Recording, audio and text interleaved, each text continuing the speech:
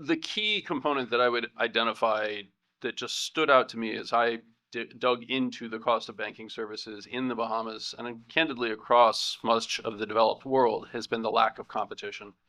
In the Bahamas, you have effectively only had one bank formed since independence on the domestic side. There's a tremendous amount of innovation on the offshore banking front, but very little competition in the domestic banking front.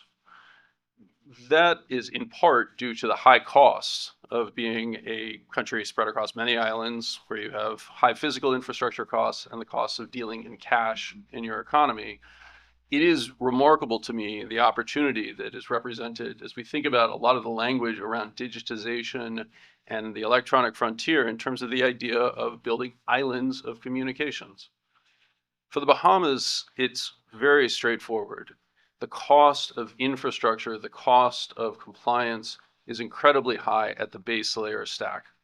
That prevents new entrants into the business sector. It prevents new entrants into the banking sector and means that there is no competition. The Bahamas, as many of you, I'm sure most of you are aware, has amongst the lowest deposit savings rates in terms of the interest income you earn, even as the cost of financing is amongst the highest in the world.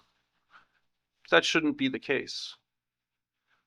If you're going to change that, the only answer is to ultimately decide to open up that base layer stack, effectively subsidizing the infrastructure and compliance components while radically introducing competition into the banking sector at the consumer-facing front, almost the exact opposite of what has occurred so far.